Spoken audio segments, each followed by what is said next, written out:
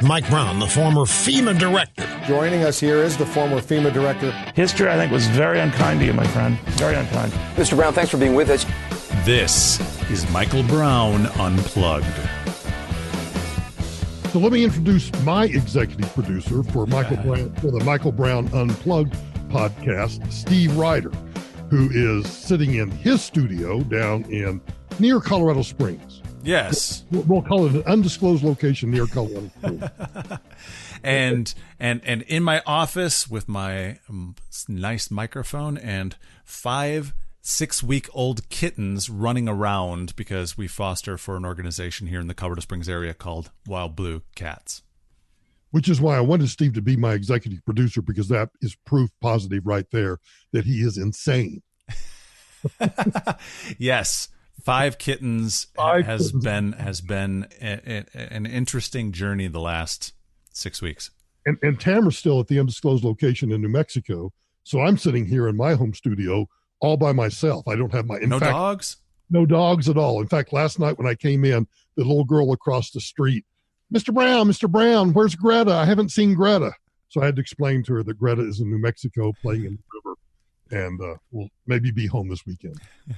Well, Mike, I wanted to have the listeners hear your story from you. I mean, there's one thing, I'm sure a lot of them have heard bits and pieces that you've talked about over the years on your show on KOA and on your other radio shows. But I don't know if any of them have ever heard beginning to end, really kind of where your career has gone and the life lessons that you've learned. And so one of the things that I wanted to do was to interview you and pull that out of you, because all the times that we've hung out together, it's just, you have some amazing stories, some amazing perspectives that your life experience have really shaped. You know, it's interesting, Steve, because I have a very dear friend that I went high school buddy that is probably with the top water lawyer in the country. And now, when you say water lawyer, what exactly does that mean for the people who don't understand? When it comes to water rights, whether you have water on your property or a company or a municipality is buying water to distribute water to its citizens, anything to do with water. It's a very niche kind of practice, and he's probably the country's top expert. He now lives in Glenwood Springs, and he and I have had these conversations about, because when I was a young lawyer, I was in Dallas, Texas for a labor negotiation seminar because I was doing labor negotiations, and this elderly gentleman, I wish I could remember his name, took me under his wing. I mean, I had to be in my early 20s at that point. And somehow, in the course of the conversation, he said, opportunities are going to present themselves to you throughout your life. Don't ever not look at the opportunity, because it might be something that you're happy as a lark doing what you're doing. But having gotten to know you over the course of this seminar, you strike me as the type that if you open a door, or there's this door that you peek through, and it looks to be challenging or exciting, you're the kind of person that's going to jump through that door and go take it. So my career was one of, I wanted to be a lawyer since I was in high school, debated in college on a debate scholarship, and then went to law school. And from that point on, compared and contrast to my friend in Glenwood Springs, who is the country's top water lawyer, that is all he has ever done. And he's happy. He looks at me, though, with jealousy, because my career path has been this zigzag of, oh, let's go do this. Oh, let's go do that. Oh, let's go do this. Oh, that'll be fun. Let's go do this. So we both look at each other with jealousy, because I look at his stability and his, he's lived in the same place and done the same thing, and he's the best at it, and blah, blah, blah. And then he looks at me and goes, wow, you got to do all of that stuff? So it's interesting, because I wouldn't trade what I've done, and he wouldn't trade what he's done. But we both look at each other because we recognize that there are aspects of what each of us has done that, oh, wouldn't that have been nice? Mm-hmm. That's not when I'm honest with myself, that's not my personality. And when he's honest with himself, that's not his personality. So I go to law school, practice law for a while. I end up as general counsel for a family-run business that has oil and gas drilling off the coast of Peru. They've got huge ranching operations. They have a huge insurance business. They do all of this. But it was a family-run business. 2 brothers, each had like 5 children. And at some point in every family business, what happens? The siblings start fighting. And as the lawyer, I was put in this awkward position of, I'm here to represent the entity. Mm-hmm. And all I can do is what the entity decides. And if the entity can't make a decision, I can't represent you. God opened a door at that very moment that led me to move to Denver to become the commissioner of the International Arabian Horse Association. And how old were you at the time? Oh, that was in, I can't do math in my head, but I wasn't 30 yet. Okay. I don't think I was 30 years old yet. Maybe I was, somewhere between, let's say between 28 and 32. I don't know. But that process to become the commissioner of that international organization, I went through a almost year-long process of interviews, psychological evaluations, testing, everything, came out into the top 3 and was the unanimous choice. When they sat me down to negotiate the contract, they said, we're going to give you a 3-year contract, but we don't think you'll last even 3 years. And I looked at them and said, after all of this, why do you say that? And they said, because our organization is in such disarray, has so many ethical problems, that for you to fix them, you're going to end up pissing people off, and you're end up going to get fired. And I thought, wow, okay, let's do this. Fortunately, they were that upfront and honest with you about what you were walking into, as opposed to hiring you. And and of course, my answer to that was, oh, really? Do it. So they basically threw down the gauntlet. Yeah, we're going to hire you for 3 years, but we don't think you're going to last that long. Right. You took it as a challenge. I took it as a challenge.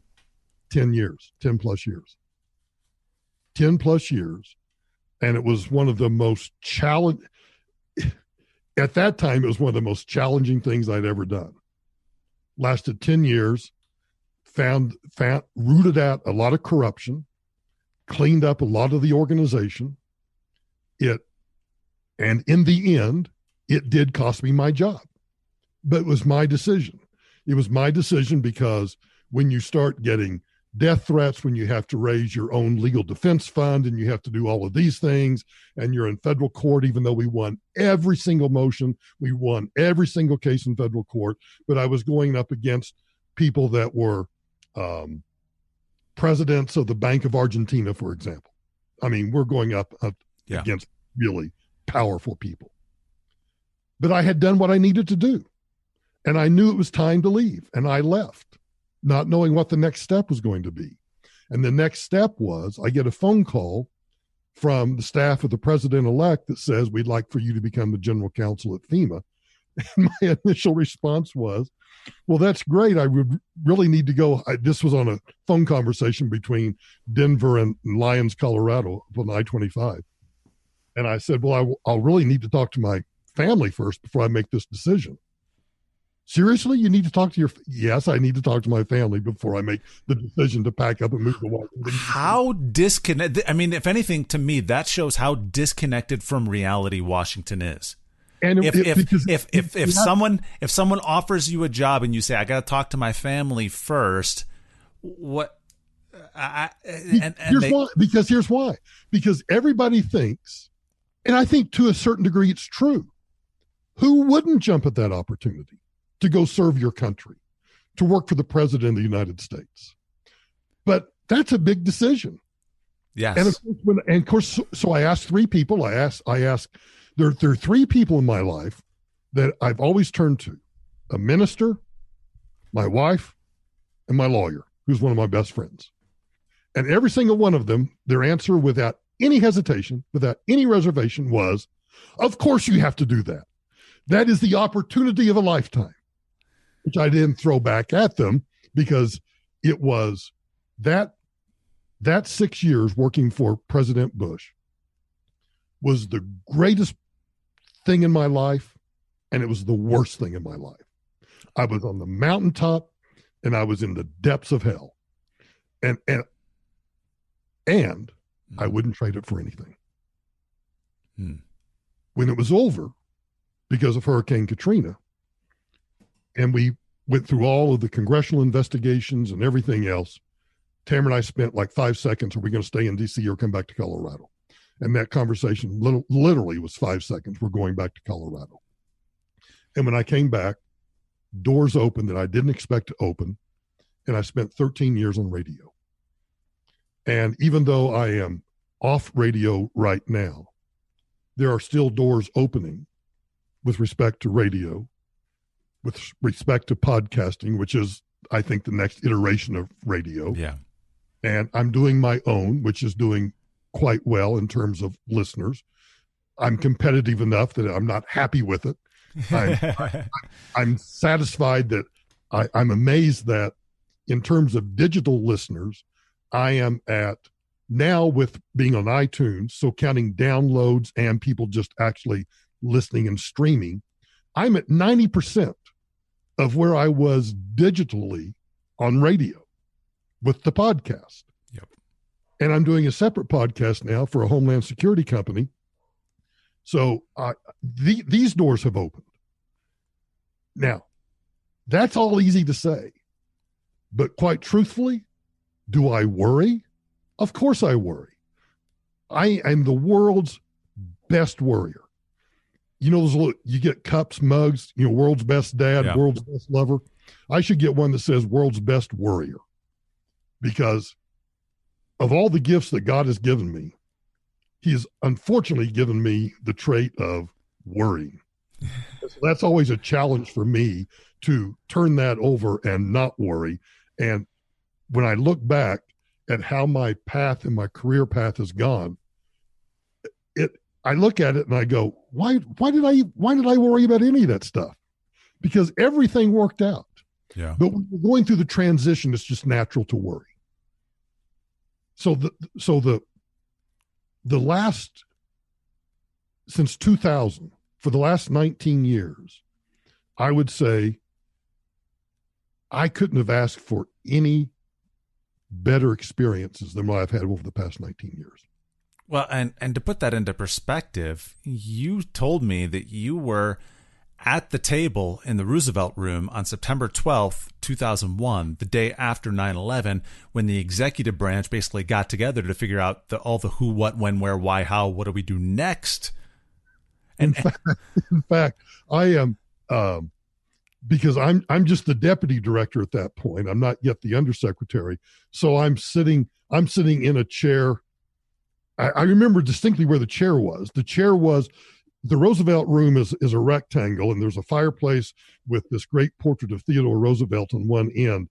And I'm on that end, on the corner, up against the wall, so I can watch as everybody comes in. And so in comes, George Tenet, the director of the CIA, and in comes Donald Rumsfeld, and in comes Colin Powell, and in comes Condi Rice, and then comes, the vice president, and then comes the chief of staff, and then the president walks in, and I'm sitting there, Steve, going, what the hell am I doing here?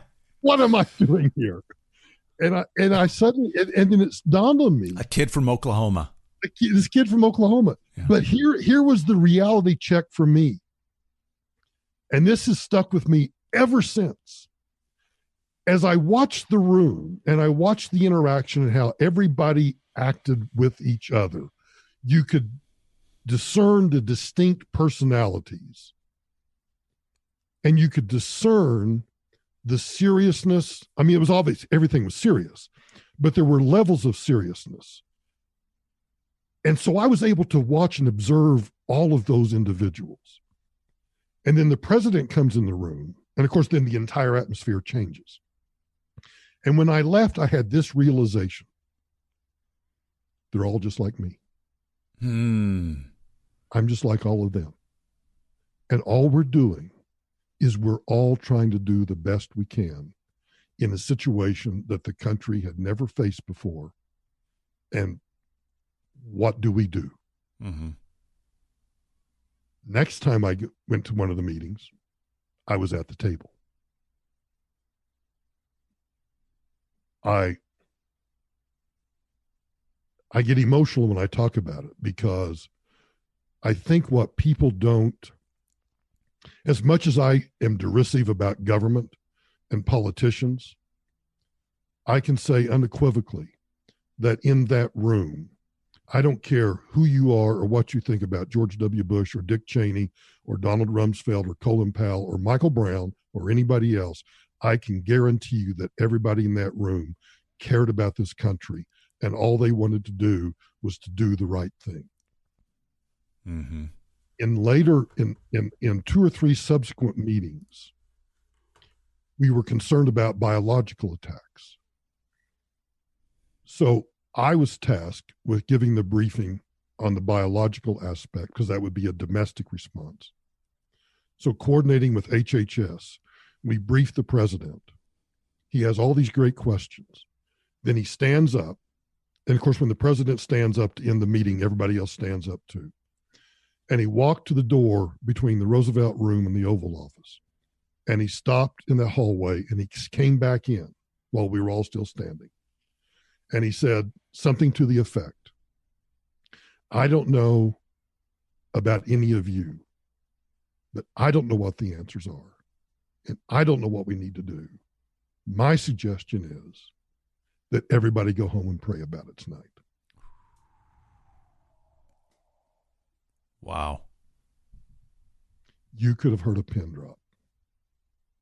And it was one of those meetings, most meetings end and everybody kind of gathers in little cliques and they talk, and it takes a while for everybody to kind of leave.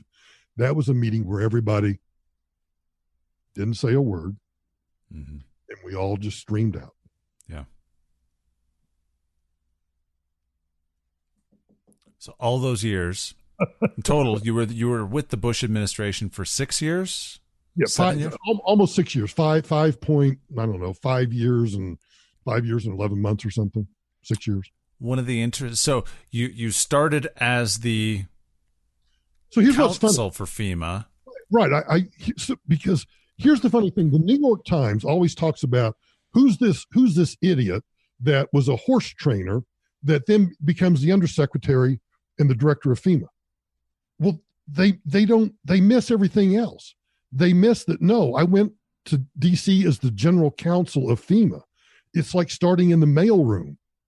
I thought we celebrated people that went to the mailroom and worked their way up. Working their way up. So I go as general counsel because I was a lawyer. I'm still a lawyer. I just don't practice. I went as a lawyer. 9/11 happens. They look around and they say, we are looking for certain skill sets. Oh, Brown has these skill sets. Let's make him the deputy director of FEMA. Then when the director leaves, the president just naturally turns to me and says, will you be the director? Yes, of course, sir, I will. And then we get through this process where, Congress wants to create Homeland Security. The administration doesn't want to do it, but then Congress is going to do it. So the administration says we got to get ahead of it, because if we're going to do it, we want to mold it in our image. We want to mold it the way we want it. So we want to help control that process. So then they come up with the president's college roommate, who is the deputy director of the Office of Management and Budget, Clay Johnson. He's appointed to be the transition director, to put together a transition team to create the Department of Homeland Security. He picks 4 people. I'm one of the 4.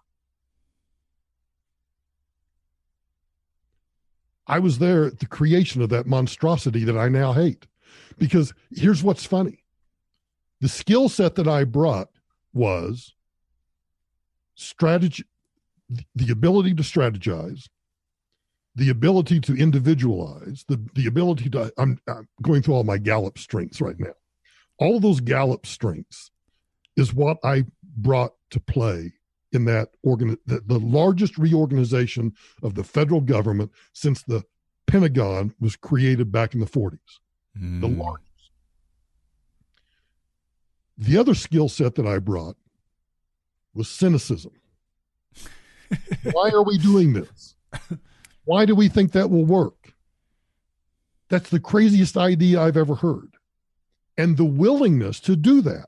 In Washington, so many people are constantly climbing the ladder or looking over their shoulder at the next, okay, maybe I can become that, or maybe I can become this.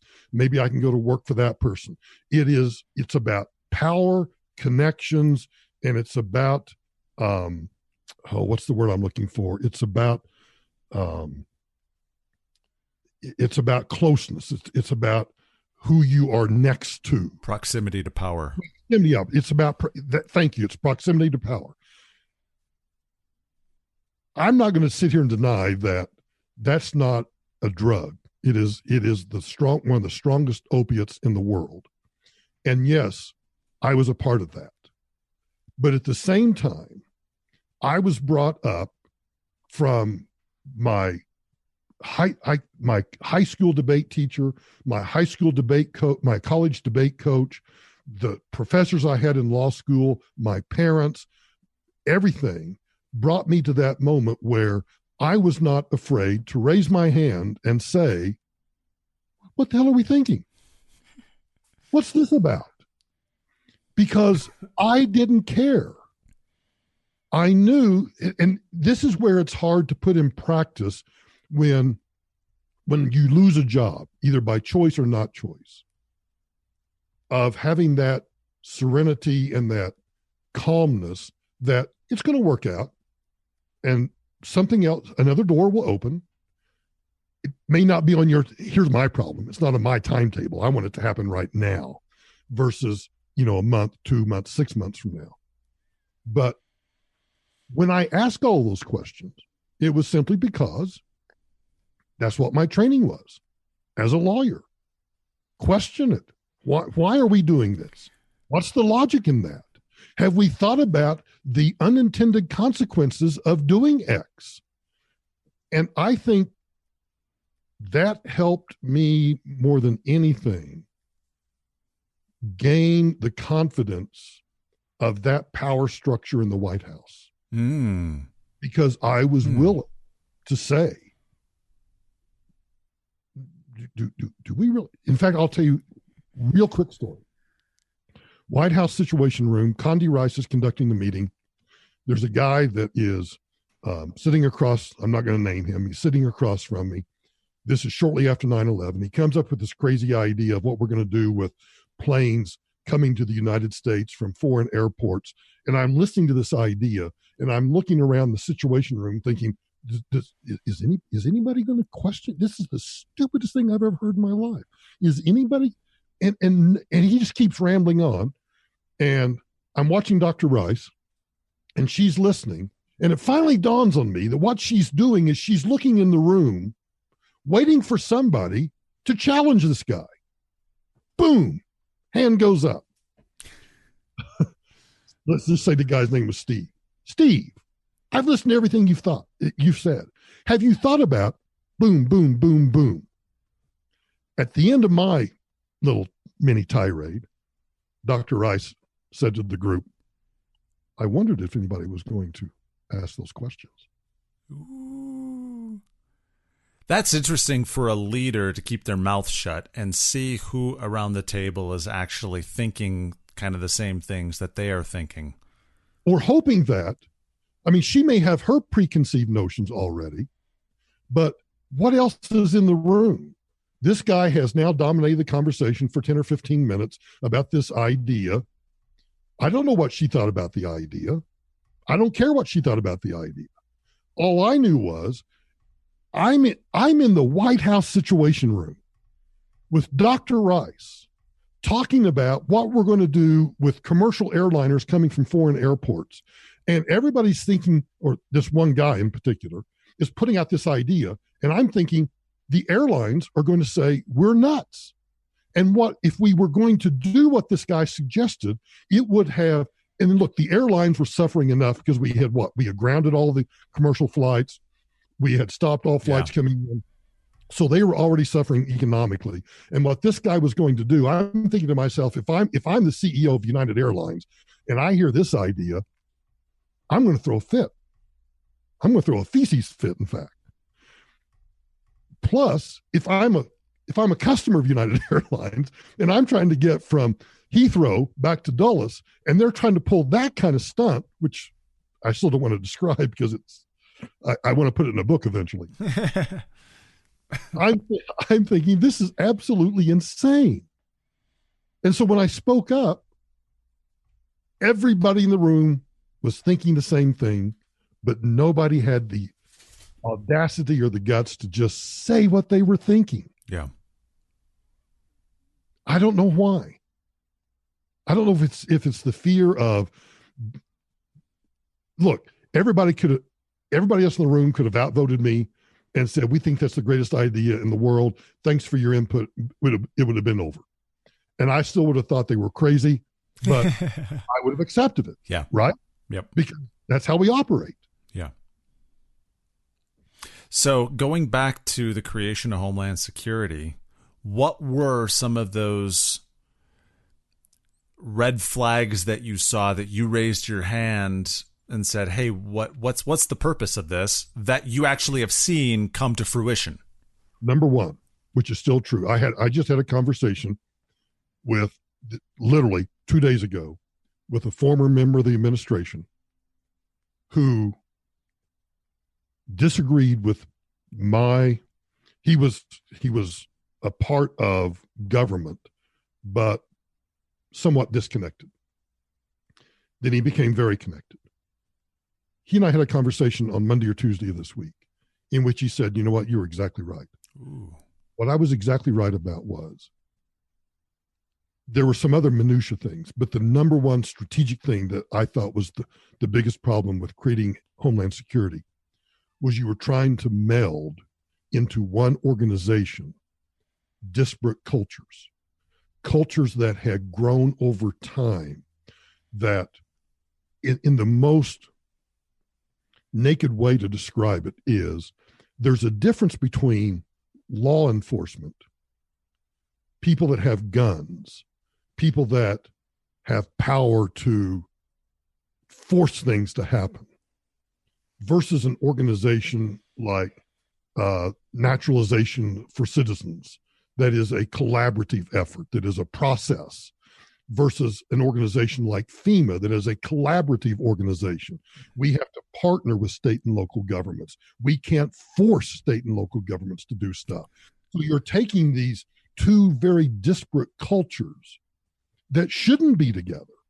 Law enforcement has a legitimate culture of power and authority and force. FEMA and other organizations have a legitimate culture of collaboration, cooperation, and partnership. Those two don't work together. That's the biggest problem in DHS, is the disparate cultures. Then you have the problem of you take 22 departments and agencies and you put them together. And because of the way Capitol Hill works, you have all of these committees of jurisdiction that control the appropriations and the policies for all these different agencies, these 22 agencies that still exist. So you have all this disparate oversight that still exists. So now everybody's clamoring for budgetary authority and fiscal authority. And we were told, and this was laughable. I mean, I remember laughing out loud when we were told in a meeting by congressional leaders, this reorganization will be budget neutral. Yeah, I'd probably laugh out loud. Yeah. I just did, and we'll probably laugh out loud. Yeah. Nothing is budget neutral, number one. Two, you can't take 22 departments and agencies and put them together and expect that. I mean, there's going to be battles. There's going to be turf wars over legacy systems because every organization has its own HR department. They have their own IT department. They have their own systems. They have their own processes. And now you're going to try to tell me you're going to put all of those together and that's going to be budget neutral. You're out of your freaking minds. And of course, it wasn't budget neutral. So what happened? Exactly what I predicted. You start grabbing money from all of these other organizations to now put together the overriding organization. So you strip the capacity of the other organizations to do their jobs. Now, I'm a fiscal conservative, and I know there's fat to be cut. But when you start taking operational monies out of an organization like FEMA or the Customs and Border Patrol agents, where they're actually on the front lines doing stuff, and you take away their operational funds to create this monstrosity, to create this bureaucracy on top of the bureaucracy, it just cascades in terms of problems. That's the book I'm working on, is the creation of the department, because nobody's written about it.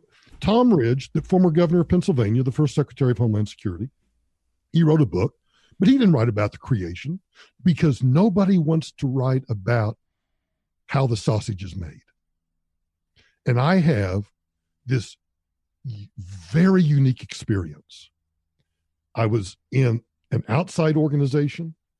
I was a member of the transition team to take that organization and put it into a new organization. And then I became one of the 4 undersecretaries of the new organization to manage the new organization. So I was in a legacy organization that went on to serve into the new organization. And I've got all of those documents, all of those meeting notes, all of that stuff. And it's not going to be it's not about making money or being a bestseller. It's about telling Americans, here's how the sausage was made, and here's why you got what you got. That's what I'm looking forward to. Yeah, well, writing a book is everybody. Now, I have written a book. Yes. Everybody talks about writing a book. I know why people don't do it. Writing a book is one of the hardest things in the world you can do. Yes. Yes. So the big event, Katrina, let's talk about that, because you have some just amazing stories about what was going on prior, what went on the days of the event, the days after the hurricane had moved through. I think one of the things I think people don't, I made a joke. I've left FEMA headquarters. I'm on Interstate 395. See how this is vivid for me. I'm on Interstate 395. We're passing the Pentagon to get to my townhouse in Alexandria so that I can pack up, go back to Andrews Air Force Base, and head to Baton Rouge. And as I'm passing the Pentagon, I'm texting back and forth with the deputy chief of staff. And I said, can I quit? Something to the effect, can I quit now? Because this is going to be awful. The predicate to that joke is that I had made the decision,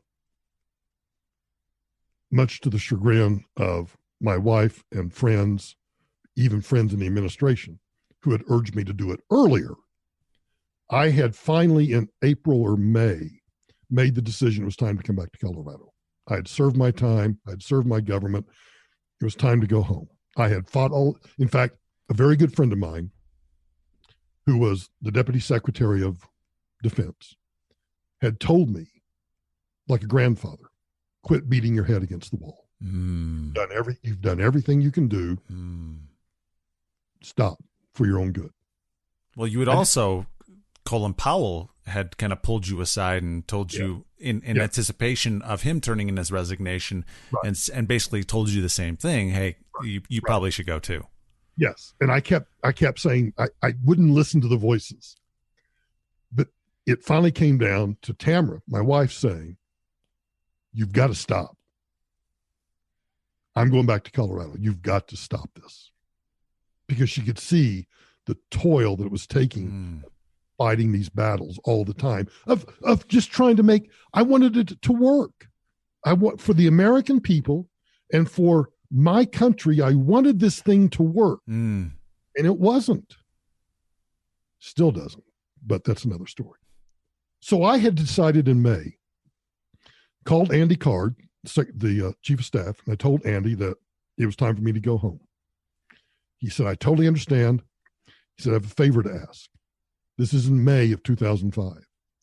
We have a hurricane season coming up starting June 1st. Would you just stay through this hurricane season? That'll give us time to find a replacement, and then by Labor Day, we can announce your resignation and the appointment of a new undersecretary. Little did we know what that hurricane season was going to entail. No. And we had just done 4 hurricanes in Florida very successfully. So I was like, yeah, look, I've been there 5 years. What's another 4 or 5 months, right? So and the president, that's what they wanted me to do. The president wants you to do something, you do it. So I said yes. Went home to Tamara. I said, well, I did it, but they asked me to stay until after Labor Day. She wasn't happy, but she understood. So when Katrina first comes on the scene, I know exactly how bad it is because I'm getting the reports from the Hurricane Center, from the engineers that have studied the levees in New Orleans.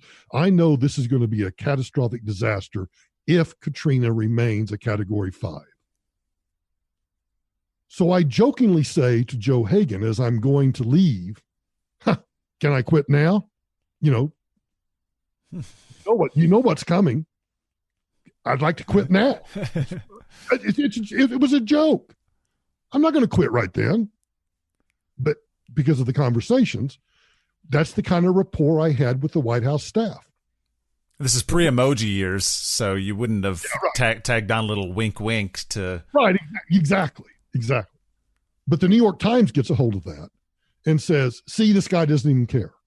See, this guy didn't even want to go down and help. This guy's an awful human being. And I've tried to explain to people, because I made lots of jokes during Katrina. People have asked me, do you regret those and would you take them back? And the answer is no, absolutely not. Because humor during times of incredible stress is the way to make a human connection with someone who is literally a person that's working for me that is sleeping in their car because there are no hotel rooms. They're sleeping in their car. They're working 18, 19 hours a day. So for me to text them a joke or joke about something is a way to relieve some stress, is a way to humanize the situation they're in and to motivate them to keep going. My father-in-law, bless his soul, used to joke about or talk about jokes he would hear in the operating room. Now, here you are doing major surgery on somebody, trying to save somebody's life, and you're joking with the anesthesiologist or the head nurse or whatever else. Nobody thinks a thing about that because it never gets published in the New York Times. But my jokes get published in the New York Times, and I get vilified for that. Well, screw you. You know what? Everybody does it. And if you don't understand the power of humor, you're a sick soul. That's my first story about Katrina. That's just the first story. So you get out there. I get up there and I don't, and look, been involved in politics since I was literally 6 years old. That's a story for another time, but literally since I was 6 years old, thought I understood politics. I get into Louisiana and I am bumfuzzled, flabbergasted by how dysfunctional it was. Now, it wasn't like Florida, apparently. No, it was not like. In fact, we forget that Katrina affected Florida, Alabama, Mississippi, and Louisiana. While we had problems in all of those states were functional. Louisiana was dysfunctional. Let me give you an example. Their emergency manager, whose name happened to be Michael Brown, I don't think he was in prison yet, but he was under indictment by the feds for misuse and mishandling of FEMA grants and FEMA resources. That shows you the kind of dysfunction that was going on. Then I'm dealing with a mayor that I finally figure out is corrupt. And I like to. Just happens to be still in federal prison. Just happens to still be in a federal prison on corruption charges. So I don't realize just how corrupt and dysfunctional it is. So everything that I try to make happen is not working. In addition to what's happening in New Orleans, Louisiana at large, everything that I've predicted about the dysfunctionality of Homeland Security is now coming true also. So it's this perfect storm. I have dysfunction on the ground, and I have dysfunction back in Washington. And I'm caught in the middle. A good friend of mine is a psychiatrist that teaches at the Harvard School of Public Health. And I asked him one day, because I really wanted to understand this, how does a type A person like me suddenly find himself just staring at the wall going, I don't know what the hell to do next. Nothing is working. And he explained it to me this way. He was also an amateur cartoonist, and he drew me a cartoon to describe it. He says, you're like the Wizard of Oz. He says, you're standing in front, you're the Great Oz. And you're back there and you're pushing the buttons and you're making everything happen. And, you know, when you go to the light switch and you flip the light switch, we all expect the lights to come on, right? But you're flipping the light switch, trying to save people's lives, trying to, you know, preserve property and everything, and nothing is working. And suddenly the brain is trying to make sense of that. The brain can't make sense of it. The brain freezes. I actually teach this when I speak to large organizations. The next cartoon panel shows me looking behind this bank of buttons that I'm trying to make work, and all the wires have been cut. The wires have been cut between me and Louisiana. The wires have been cut between me and DC. And so I'm looking at the wires are being cut. And in the third panel, it shows me standing there with my brain frozen because you can't make it work. You can't make it work. You have to, I teach people that, and his advice to me was, there was nobody that you had, and we're not talking about staffers, because staffers are the absolutely worst people to turn to. You needed to have a Steve Reiter. You should have reached out. In fact, my lawyer to this day says he regrets me, this best friend lawyer regrets that he didn't just get in his car and drive to Baton Rouge, because he saw what was going on. And what I needed was a third-party objective friend to come alongside of you, to come alongside me and say, one, you need to take some Ambien and get some sleep. You haven't slept for 4 days. That makes you dysfunctional. Yeah. Two, you've got all this pressure. Nothing is working. You need to step back from it so that you can figure out, okay, that doesn't work and that doesn't work. You're a problem solver. Who or what do I need to bring in to circumvent that problem? Yeah. But you're stuck in the problem.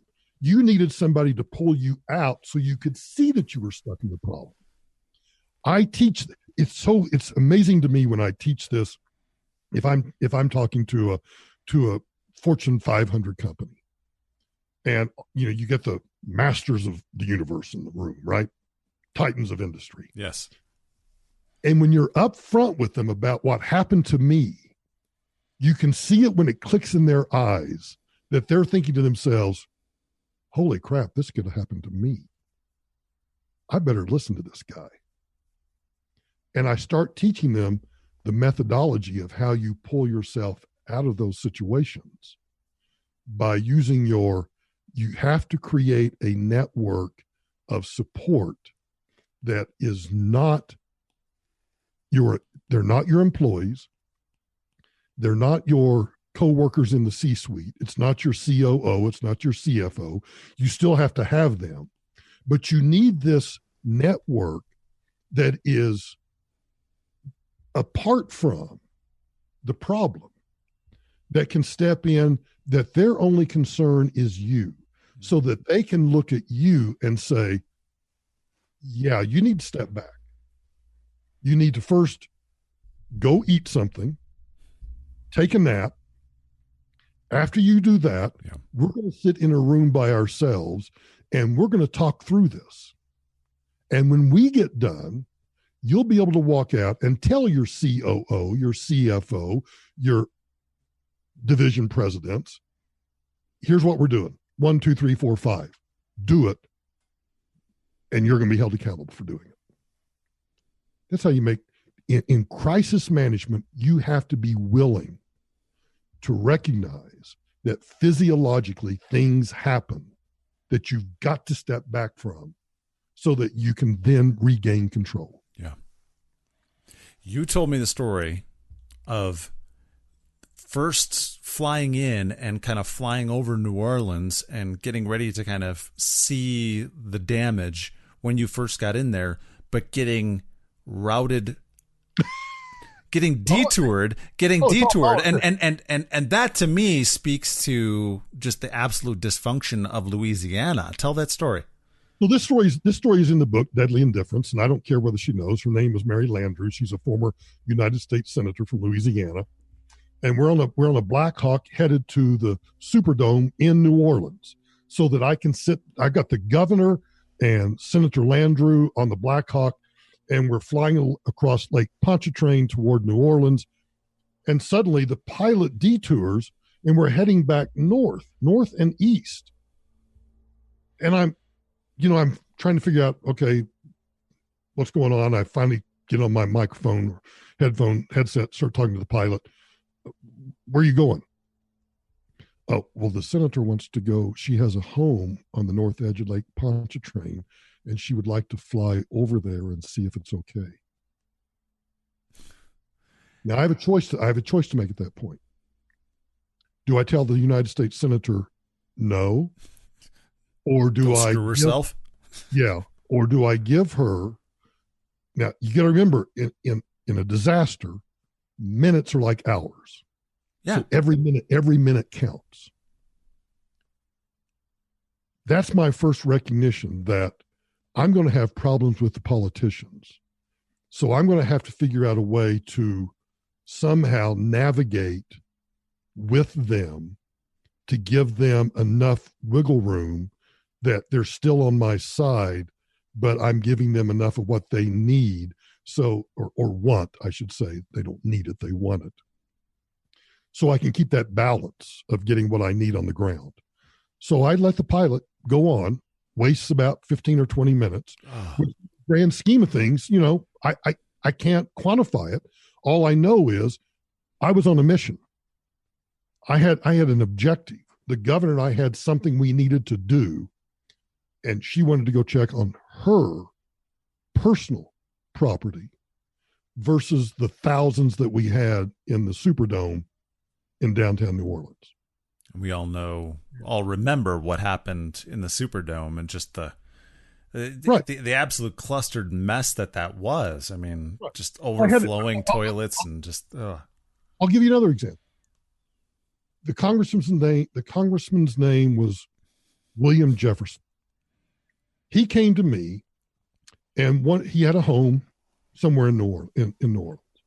He wanted to know if I could loan him a couple of drivers to drive a Humvee to his house to check on his house. I said yes. They take him to his house. He goes inside. They don't know what he's doing. He comes back out. I don't know whether it was a satchel or what, but he comes back out and says, "Thanks, guys. Let's go back. Let's go back to the EOC." We since learned he was there because he had been taking bribes, and he had cash frozen in a freezer in his home, and he wanted to get the cash out. That's what I was dealing with in New Orleans.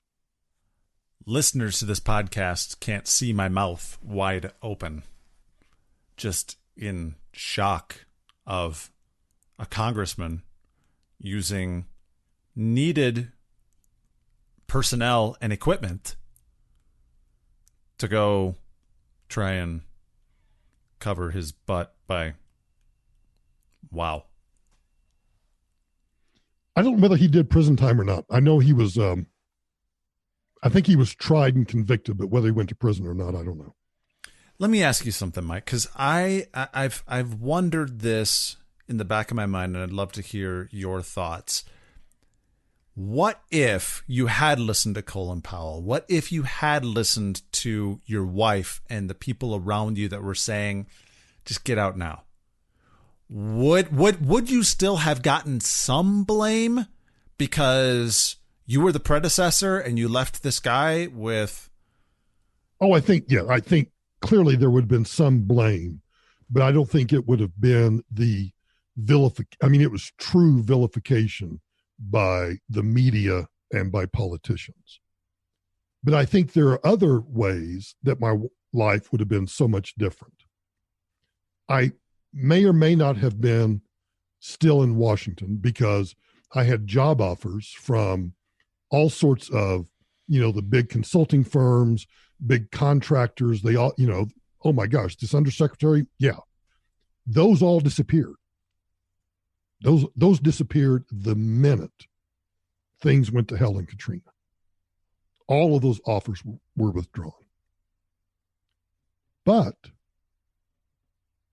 Katrina gave me as Tamara likes to say, I'm not famous, I am infamous. Mm-hmm. It gave me the notoriety, and it gave me because I was able to pull myself up out of that vilification and stand up for myself. It gave me a platform that here's my elevator pitch. You can hire anybody to come and speak to your organization that will put up a PowerPoint, really nice slides, talk to you about leadership, talk to you about doing all of this stuff. And I guarantee you, none of them have been in the pits of hell that I've been in, that you're also going to be in at some point in your life, unless you're just one of the few lucky people that nothing bad ever happens to. All rainbows and unicorns. Right. So do you want to hear from the guy that has been on the mountaintop and in the pits of hell and has climbed out of that? Or do you want the guy that's going to give you a really nice PowerPoint? Who do you want to listen to? If I were them, I want to listen to me, because I have nothing to hide. I have nothing. The media stripped me naked. There's nothing that you can't ask me or throw at me that somebody else already hasn't. And I can just tell you the truth. Who are some of, I don't want to disparage anyone. I don't want to talk about who do you not trust in Washington, but I want to focus on who are the people that you think are outstanding individuals from your time there that when they talk, our listeners need to pay attention because you trust them. Not implicitly, because they may do something down the road that you disagree with, or you may, have some disagreements on some various things. But who are some of the good people that you worked with?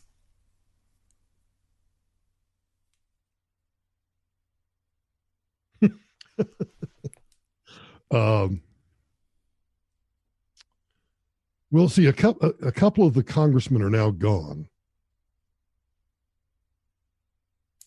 But in terms of recognizable names, set aside their politics. Colin Powell. Colin Powell is probably one of the most decent human beings you will ever run into. I regret not having taken his advice. In a way, because again, it's that whole thing of I would have been on a different path had I taken that advice versus this path, which wasn't easy, but certainly has been rewarding. And refined you. I mean, the trials and tribulations refine people in a way that unicorns and rainbows don't. Right. That's exactly right. I think, and the other one, and I always put the caveat out, forget about their politics. If you really want to understand how Washington works, there's probably nobody more experienced than Donald Rumsfeld. And he also has this attitude of, particularly as he's aged, I don't know how old Secretary Rumsfeld is now. But he even pulled me aside. Now, he and I had our differences because post-Katrina, I learned that he was actually part of the problem back in D.C., and he and I have had a conversation about that. But I understand why he was doing what he was doing. I just wish he had told me what he was doing so that I could have at least put that into my calculations of what I needed to be doing. But here's a guy who has worked in the private sector, is independently wealthy, doesn't need a government job, but chose to serve his country. So he was always one that never hesitated. I don't want to compare myself to Donald Rumsfeld, but he was also one of those guys that was more than willing to say, wait a minute, why are we doing that? Yeah. Now, on the other hand, because he is strong-willed, he would get down a certain path, and he would go down that path. And even though I was never a part of his staff, I imagine his staff, knowing him, had a difficult time convincing him that perhaps that route wasn't necessarily the best route to be taking. That's a function of, the president was that way. I had a conversation with the president in the motorcade one day. We were in California going back to Marine One. And I thought, this is my chance to tell him about a problem that I really, really need him to get. I need his attention. And so we're driving along and we're just doing the usual chit chat, and, it's horrible to say, but we're joking and having a good time. And I finally turned to him and said, Mr. President, I need to tell you about XYZ. Here's XYZ. And he gets really stern, just looking straight forward. And then he turns to me and he said, and he gave me this answer. And it was like a dad to a kid saying, well, I did X, and X is going to fix that, so I don't care. And he didn't say I don't care, but it was the tone of, hey, I fixed that. I don't need to worry about that. Mm-hmm. Of course, I knew what he had done, thinking he had fixed it. And what I was trying to do was to explain to him that the fix wasn't working. But he, in his mind, because when you have to make as many decisions as a president has to make, that was at the bottom of his pile. And he didn't want to hear about it again because he had done what needed to be done and he was over. And I remember thinking that was the one time that there were lots of times that he and I were alone in a motorcade or on Marine One or Air Force One or anything else where we had conversations. But that was the only one where I was just like, okay, just shut up and try to think of a joke or something here to lighten this mood up. I haven't given you a very good answer. And I haven't given you a very good answer because people that stay in D.C., not that there are not good people in D.C., a lot of people go with the right attitude, their heart's in the right place, but that opiate of power, that opiate of everybody calling you, senator or congressman or Mr. Chairman or Mr. Secretary or Mr. Undersecretary, that and being able to do the things that ordinary citizens can't do, which is a real bugaboo of mine because we have elevated government officials to a level of almost when I talk about the ruling class elite, they really have become a ruling class elite. And that really, really bugs me. Now, hash that out for the listener a little bit more. What exactly do you mean by things that normal people can't do? So I had a security detail. I had a driver. I never went through airport security. I didn't deal with TSA. I got on the airplane before anybody else did. I didn't have to stand around with the masses. No, I just we were met by a United representative, and we were taken around security, and we were taken to the ramp and got on the airplane and took off. How quickly do you think things would have been corrected, maybe adjusted? I mean, I guess my first question is, do congressmen still skip TSA? I don't know whether I don't know. I do not think that congressmen skip TSA because, well, let me refine the answer. The average congressman does not skip TSA because they do not have a security detail. But the Senate Majority Leader, the House Speaker, the leadership does because they have security details. So you can't have the security detail with their weapons disarming themselves in view of the public so that their principal can go through a magnetometer. So they just bypass security. But I think that, Joe Blow congressman still does that. But when you're at my level, when you're at the cabinet and sub-cabinet level, and you have a security detail, I'll never forget, I actually told my detail to never do it again unless it was an emergency. But we were going to Dulles Airport to go to Frankfurt or Moscow or somewhere. And Kenny turned to me, and he was in the jump seat, and he goes, Mr. Secretary, we need to run hot. And I'm reading, and I'm thinking, okay, there's a problem or whatever. So they flipped the lights on, and now we are in the median on the Beltway, zooming past all of the backed up traffic, going to Dulles. And about halfway to Dulles, I finally I look up and I kind of stupidly realize what's going on, is that we're just bypassing the traffic. We're just in a hurry. And I just said, guys, we need to schedule better because I don't want to do that. I don't want to be the guy that's in the black car with the lights running hot just to make an airplane. But that's a strong opiate. That is a strong drug. What's a remedy for that opiate? I don't know. I think the level of security we have. Look, I could pluck almost any congressman out of the U.S. House, and not from Colorado. Mm-hmm. Let's say a congressman from New Jersey, and put them in this podcast, and nobody would know who they are. But reverse that to them, they're above everybody else because they have a lapel pin that identifies them as a congressman or a senator, so that when they go into their office building, they don't go through security.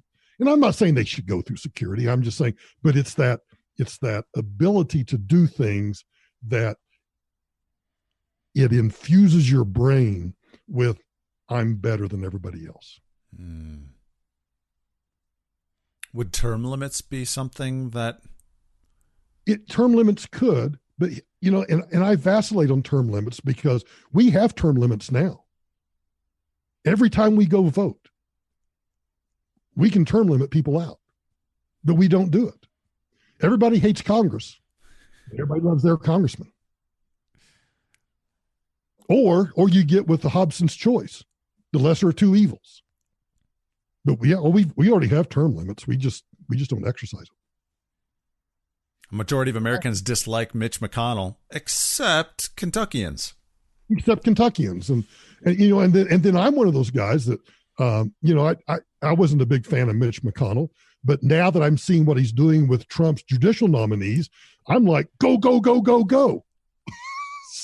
So it's just one of these things that you can't take anybody any more than you can take me or you and put us in one bucket and say that's who we are, because we are a product of all of our lives, our experiences, everything. And I may be on a political issue, I may be on the side of the majority, and then on another political issue, that majority is looking at me and saying, are you out of your freaking mind? We just all have different experiences and we have different opinions. And we've talked a lot about professional, but we haven't talked a whole lot about personal. Just want to talk about it a little bit. Your father-in-law actually was a doctor in your hometown who delivered you. You remember that story? I do. I being a small town kid from Wisconsin, South Central Wisconsin, it's the kind of thing that people that grow up in small towns, it's just a common thing. Oh yeah, he's a distant cousin, and that's right. Yeah. Oh, and that teacher had my uncle and had my cousin, and yep. Yeah. No, my wife's dad delivered me. He used to always joke that had he known then what he knows now, he would have just dropped me on my head and said, well, I'm sorry, Mrs. Brown, but no, he was, I loved the man. He was, he was my father-in-law, but he was a good friend. Yeah. Tamara and I have known each other since we've known each other probably since we were in, I don't know, kindergarten or first grade, but we remember remembering each other since about second or third grade. Yeah. And what point did you guys actually start to date? We joke about, we never really dated in high school. Yeah. We were kind of, we were just like best friends. And then it turned romantic. And then next thing you know, you're married and you got kids, and then you've been married for 1,000 years. And you got 2 kids you're very proud of? Got 2 kids I'm very proud of. And I've got 3 grandkids, and I've got text messages over here from Tamara I'm trying to read while I'm talking to you. She's down in New Mexico, and there's apparently a leak under the sink. Not sure what I'm supposed to do about that. But one thing I've learned about wives, just listen. Just listen. Right. Don't try and fix, just listen. That's right. Just listen. Mike, it's been a pleasure talking to you, and I hope that the listeners found this as enjoyable as I did. Well, we'll do it again, and we'll have fun. I hope a lot of people will join us tonight on our, what are we going to call this? A town hall? I like that idea. Kind of a little town hall of your listeners. And so right now, be a part of our Facebook group, and we will have the link there. I'm approving people on a daily basis to get into the group. And eventually we will move that invite over to the email list. And so I hope people show up tonight.